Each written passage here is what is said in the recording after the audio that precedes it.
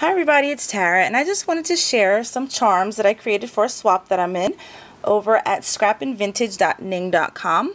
And for August, the swap was the craft charm swap, and we were to incorporate anything that is related to crafts or craft happiness.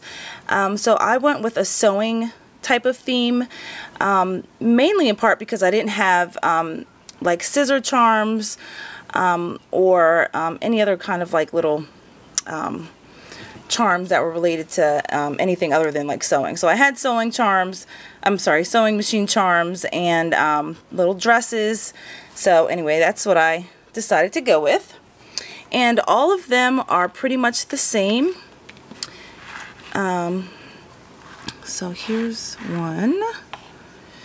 All of them are pretty much the same, but with the exception of a few charms or beads here and there. So that's, and I used the Tim Holtz clasp for this one.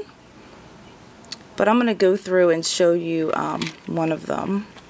These two here are pretty much the same. This is the only one that's really kind of different, only because I ran out of one of these big beads.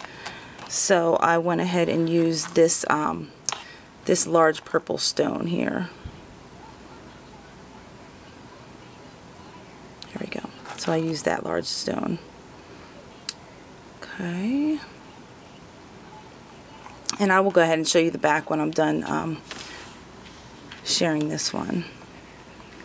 So this one is also on a swivel clasp. Oh, I'm sorry. This one is just on a regular chain, and I used a lobster clasp for this one.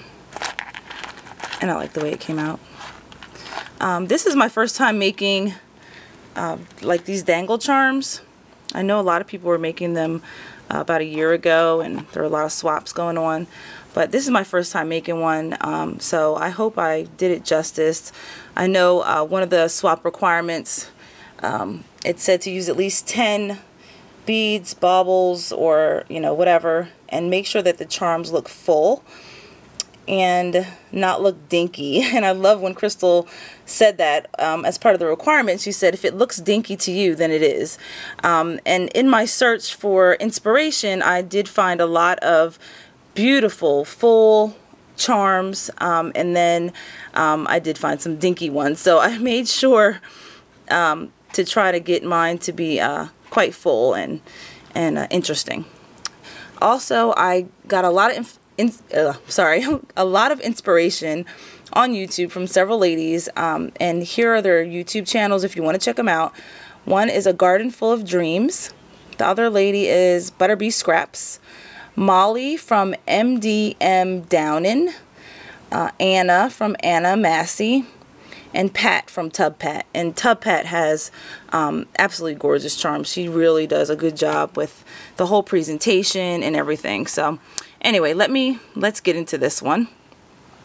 So like I said, I went with the sewing theme, and hopefully my camera will focus. Let's see here. There we go. So here's a little button that I added. A little bead and square bead there. I love this this color combination. So the purple and the turquoise, I just think they could look really good together. Here's another little bead. Here's a sewing machine charm, and here's one of the little wooden spools, and I added a bead to the top and another little bead to the bottom, and I just wrapped it's like a metallic thread around it. I thought that looked really cute.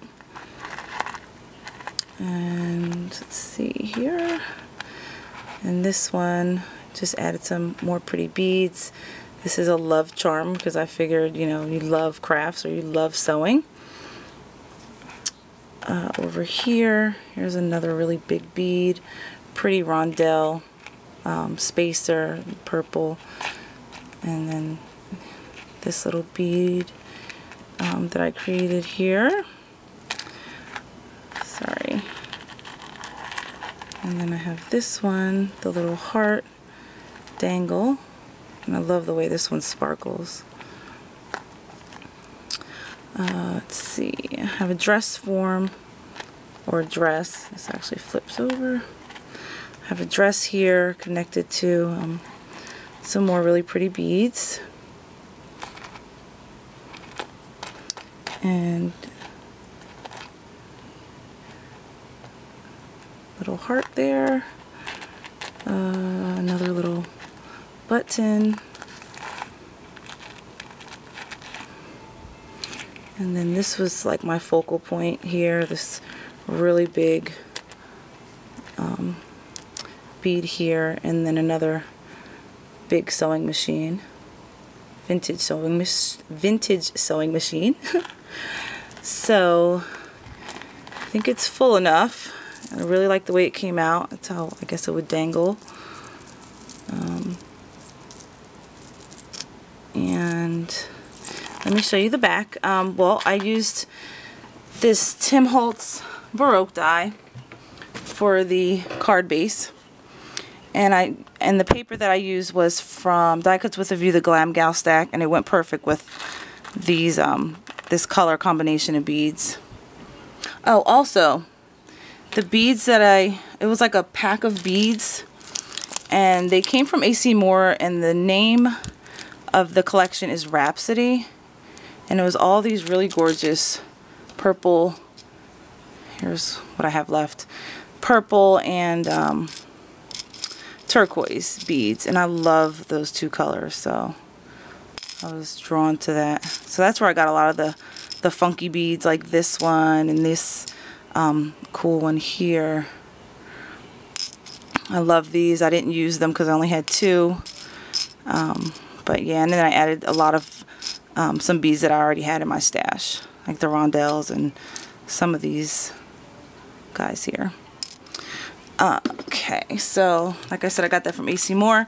And here was another one that I got, just to give you an idea of what the collection packs kind of look like.